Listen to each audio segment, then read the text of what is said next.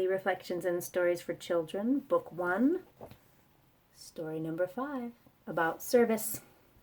Service is giving to others and wanting to make a difference in the lives of people. When you work in a spirit of service, you want to give the job your best effort, not the least amount possible. You really want to make a contribution.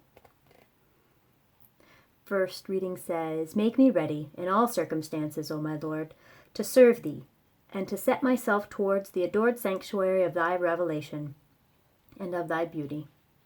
If it be thy pleasure, make me to grow as a tender herb in the meadows of thy grace, that the gentle winds of thy will may stir me up and bend me into conformity with thy pleasure, in such wise that my movement and my stillness may be wholly directed by thee."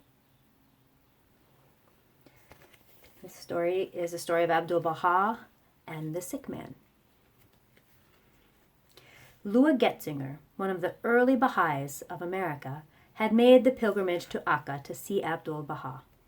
She was with him one day when Abdu'l-Baha said he was too busy to visit a friend who was very poor and sick.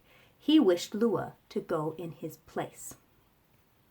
"Take him food," he said, "and care for him as I have been doing." Lua went immediately to do as Abdu'l-Baha had asked. She felt proud that Abdu'l-Baha had trusted her with some of his own work. But soon she returned to Abdu'l-Baha. "Master," she exclaimed, "surely you cannot realize what a terrible place you sent me. I almost fainted from the awful smell, the dirty rooms, the low condition of that man and his house. I left quickly before I could catch some terrible disease." Sadly and sternly, Abdu'l-Baha looked at her. "If you want to serve God," he said, "you must serve your fellow man. For in him do you see the image and likeness of God." He told her to go back to the man's house. "If the house is dirty," he said, "you should clean it. If this brother of yours is not clean, bathe him.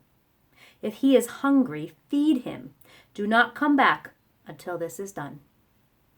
Many times Abdu'l-Baha had done these things for this man. Lua, he said, should be able to do them once. So service is not always glamorous. Sometimes it's hard work, and it needs to be done for those who need it. The second reading says, "Strive that your actions day by day may be beautiful prayers. Turn towards God and seek always to do that which is right and noble.